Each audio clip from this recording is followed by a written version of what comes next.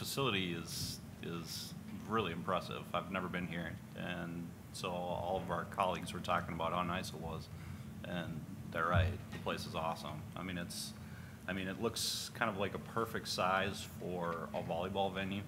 I think it looks like a perfect size for any D2 venue. I was talking to our assistant athletic director, and I thought it'd be a great idea if we had one of these on our university. She thought so as well, so we'll see if that happens. You never know. You know, this place it's really cool. I think the girls are going to love it. They haven't been in here yet, but they're going to love it.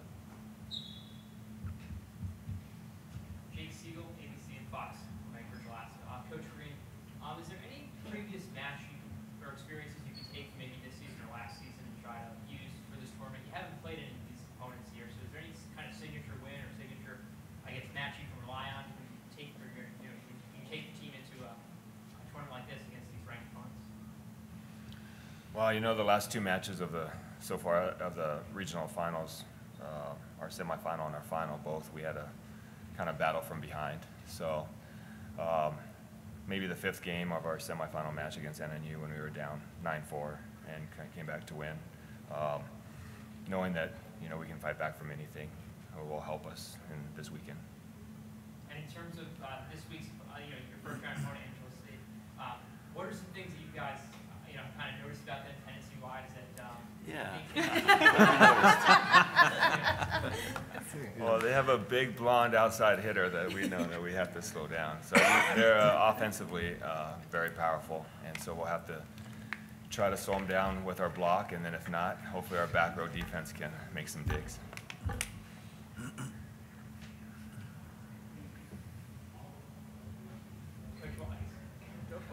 Coach Waddington, for you, you know, flipping the script, looking at, you know, Anchorage, Alaska, it's their first time here. You know, they've had success in terms of volleyball, but for, you know, looking at them coming as a 6th seed, you know, you guys obviously favored in the first match. What are some things that might present a challenge for your squad?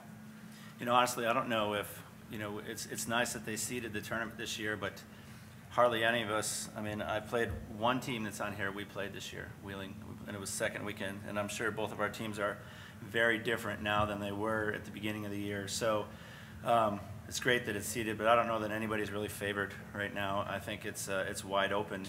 My team is excited. It's our first time to the Elite Eight as well, you know, so a couple of rookies here, you know. And but they're not a team that's just excited to be here, you know, and that's what excites me the most about our opportunity. And you know, I think they're talented. It's tough because last year, you know, I'm going to go back to, this is kind of a story, Brady, I don't know if you remember this, but 2013, we played at the Premier, we made the gold, and Brady said to me, you know, you guys are doing it right. You know, it's not going to be very long until you get to an Elite Eight. And I remember that. I held on to that because the guy won 10,000 championships in a row. He must know what he's talking about. So if he's going to say that, yeah, if he says that to me, it made me feel pretty good about our program. And so I've held on to that, and we've held fast to our the way we do things and our path to get here. But last year we lost 15-13 in a regional final, and that was tough. That was tough to swallow. It was tough for my players. You know, we graduated a couple All-Americans last year, but probably within 20 minutes of that match last year, our mind was made up. Our goals were set. You know, once we all stopped crying, and they're not going to just show up and be, oh, we're just happy to be here. You know, they have bigger expectations, and I'm sure everybody up here can say the same thing. Nobody's just happy to be here. There's only 8 teams in the country that have a chance to win a national championship, so you might as well make the most of that opportunity. Coach Green, when you play a team you haven't really played before in terms of scouting, does that make it more challenging? You know, all you can really see is tape, and you can't really watch the practice. Does that kind of change the mindset of the game plan at all? You know, that happened at the regional final as well. You know, we played teams that within our region that we hadn't played before. So, yeah, we prepared just like we would with anybody. We'll look at some film and go from there. And how about just putting the state of Alaska on the national volleyball map for the first time? Yeah, you know, we've been successful, but again, first time ever being to the Elite Eight. Kind of a sour taste in our mouth last year too, as the #1 seed, and having an injury, not being able to make it here. Kind of the same story. We had some goals after that happened last year, It's a great testament to the returners that we're here. And yeah, I mean, we're happy to be here representing the state of Alaska. Did you address the team at all on the flight up here? You know, was everyone excited to get here and stuff? Yeah, of course. It was good to get here. It was a long day. So 3 a.m. Our shuttle didn't show up, so we had taxis to the airport. So it was a long day, but we're here, and we were happy to be here last night. Coach Starkey, Jack Ellen, KDLT Sports in Sioux Falls. Can you talk about Coach Cox mentioned in his opening statement kind of playing with nerves with the #1 seed? Can you talk about how you guys are kind of keeping emotions in check, having that #1 seed? How do you handle your business, avoid any of the nerves? Yeah, I think like what they talked about earlier, that there's 8 teams up here that, you know, to seed it is, you know, it's fine that they do that, but it's not something that it's not something that we're like, oh, we're the #1 seed here. We know that there's any one of these teams can win and anyone can beat us, and we feel like we can beat anybody else too. It's just one of those things of whoever gets hot that day or that weekend and basically can put it together is going to win this thing. So we don't really look at seedings, never really have. Don't look at rankings. They don't mean a lot this time of year. So that's kind of the way we look at it. Yeah. Coach White, could you comment on, I know Palm Beach, Atlantic, just like Sioux Falls, very similar areas. Could you comment on what it's like to come up to Sioux Falls and see the Pentagon for the first time and experience this with your program? Well, interestingly enough, I have a sister-in-law that's from Sioux Falls.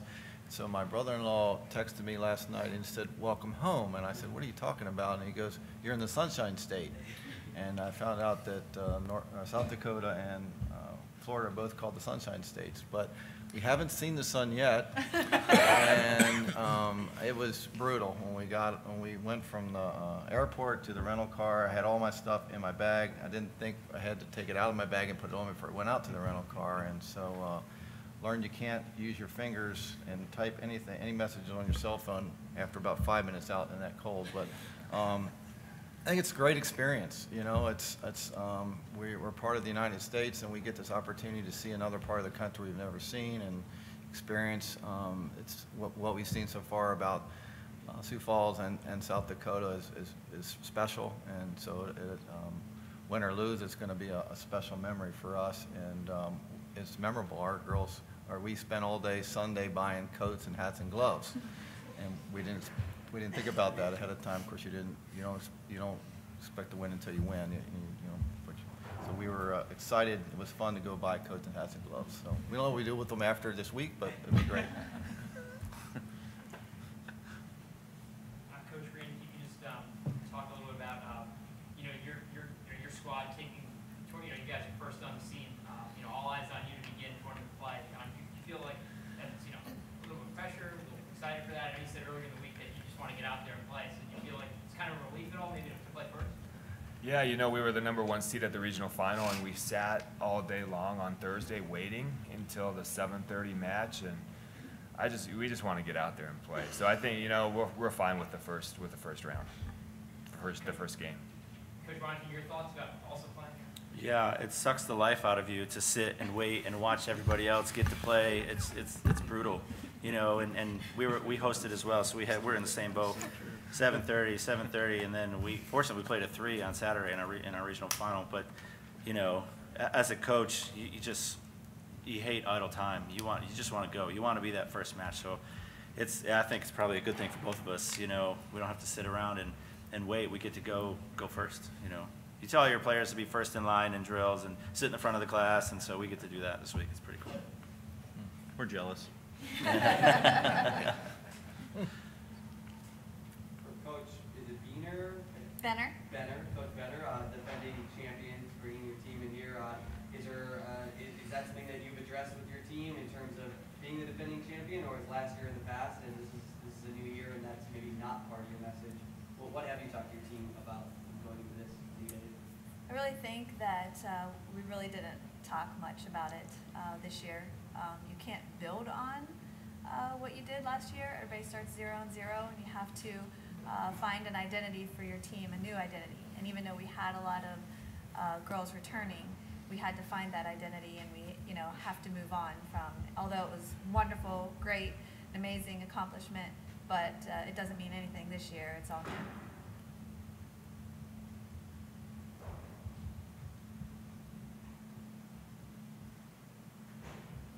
Any other questions for the coaches?